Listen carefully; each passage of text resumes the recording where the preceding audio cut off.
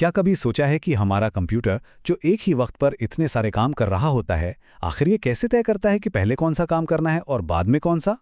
आज हम इसी जादू के पीछे की तकनीक को समझने वाले हैं। तो चलिए प्रायोरिटी सीपीयू शेड्यूलिंग की दुनिया में गोता लगाते हैं। अच्छा, शुरू करने के लिए एक सवाल। एक बिजी कंप्यूटर और एक हॉस्पिटल का इमरजेंसी रूम, इन दोनों में क्या एक जैसा हो सकता है? सुनने में थोड़ा अजीब लगता है ना?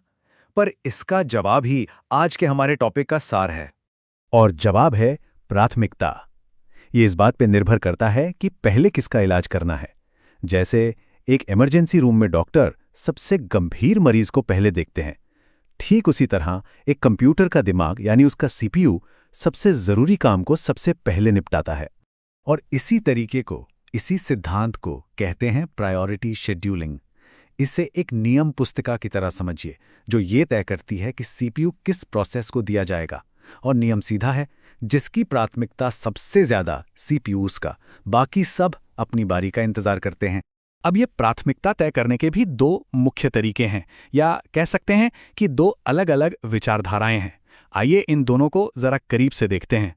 तो एक तरफ है नॉन प्रीएम्प्टिव तरीका।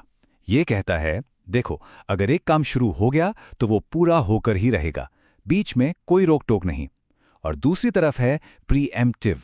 ये थोड़ा फ्लेक्सिबल है। ये कहता है, अगर कोई ज्यादा जरूरी काम आ गया तो चल रहे काम को थोड़ी देर के लिए रोक दो और पहले उस जरूरी काम को निपटाओ। एक थोड़ा सीधा साधा है तो दूसरा ज्यादा चुस्त और तुरंत एक्शन लेने वाला। इन दोनों तरीकों को असल में काम करते हुए देखने के लिए चलिए एक सीन तैयार करते हैं। हम 3 कंप्यूटर प्रोसेस लेंगे और देखेंगे कि दोनों अलग अलग नियमों के तहत कैसे चलते हैं। तो ये हैं हमारे 3 खिलाड़ी, P1, P2 और P3। हर एक का अराइवल टाइम यानी सिस्टम में आने का समय अलग है। बर्स्ट टाइम वो समय है जो उन्हें अपना काम पूरा करने के लिए चाहिए। और सबसे जरूरी चीज प्रायोरिटी यानी उनकी अहम। और यहां एक बहुत जरूरी नियम याद रखना है। प्रायोरिटी की दुनिया में नंबर जितना छोटा होता है, प्राथमिकता उतनी ही ज्यादा होती है। तो अगर हम इस टेबल को देखें तो P2 हमारा सबसे वीआईपी काम है, क्योंकि उसका प्रायोरिटी नंबर सिर्फ 1 है। चलिए पहला राउंड शुरू करते हैं, नॉन प्रीएम्प्टिव। याद रहे, इस राउंड का एक ही नियम है, एक बार जो प्रोसेस शुरू हो गया उसे बीच में कोई नहीं रोक सकता। तो समय है 0 मिलीसेकंड। सिस्टम में अभी सिर्फ P1 आया है, तो जाहिर है सीपीयू सीधा P1 को मिल जाता है और वो अपना काम शुरू कर देता है। अब आता है एक दिलचस्प मोड़। 1 मिलीसेकंड पर हमारा वीआईपी प्रोसेस P2 सिस्टम में आता है। लेकिन नियम तो नियम है, और नियम है नॉन प्रीएम्प्टिव। इसलिए P2 के आने के बावजूद P1 को कोई नहीं रोक सकता, वो आराम से अपना काम करता रहता है। 5 मिलीसेकंड पर P1 अपना काम पूरा कर लेता है। अब जाकर सीपीयू खाली होता है। शेड्यूलर अब इंतजार कर रहे कामों की लिस्ट देखता है और वहां उसे P2 और P3 मिलते हैं। क्योंकि P2 की प्राथमिकता ज्यादा है तो सीपीयू उसे दे दिया जाता है। तो नॉन प्रीएम्प्टिव राउंड का नतीजा एकदम साफ है। काम के पूरा होने का क्रम है, पहले P1, फिर P2 और आखिर में P3। बिल्कुल सीधा साधा। और अब बारी है दूसरे और ज्यादा रोमांचक राउंड की, प्रीएम्प्टिव। इस बार खेल के नियम बदल चुके हैं। यहां ज्यादा प्राथमिकता वाला प्रोसेस कम प्राथमिकता वाले प्रोसेस को बीच में ही रोक सकता है। तो हम सीन को रीसेट करते हैं। समय 0 मिलीसेकंड पर शुरुआत बिल्कुल पहले जैसी ही है। सिस्टम में सिर्फ P1 है और उसे सीपीयू मिल जाता है। और अब आता है कहानी का सबसे बड़ा ट्विस्ट। 1 मिलीसेकंड पर हमारा हाई प्रायोरिटी प्रोसेस P2 फिर से आता है, पर इस बार नियम प्रीएम्प्टिव है। तो अब क्या होगा? प्राथमिकता का पावर। P2 के आते ही खेल पूरी तरह से बदल जाता है। P1 जिसने सिर्फ 1 मिलीसेकंड ही काम किया था, उसे तुरंत रोक दिया जाता है। सीपीयू से एक तरह से छीनकर ज्यादा जरूरी काम यानी P2 को दे दिया जाता है, और P2 फौरन अपना काम शुरू कर देता है।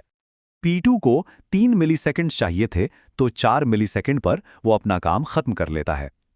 अब शेड्यूलर फिर से देखता है कि इंतजार में कौन है। एक तो है P1 जिसका काम अधूरा पड़ा है, और दूसरा है P3। क्योंकि P1 की प्राथमिकता P3 से ज्यादा है, तो P1 को अपना बचा हुआ काम पूरा करने का मौका मिल जाता है। तो प्रीएम्प्टिव राउंड का नतीजा थोड़ा अलग है। यहां काम का क्रम है, P1 का पहला हिस्सा, फिर पूरा P2, उसके बाद P1 का बचा हुआ हिस्सा, और आखिर में P3। तो हमने दोनों तरीकों को एक्शन में देख लिया।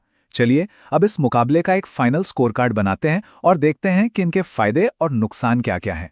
देखिए, इसका सबसे बड़ा फायदा तो यही है कि जरूरी काम पहले हो जाते हैं।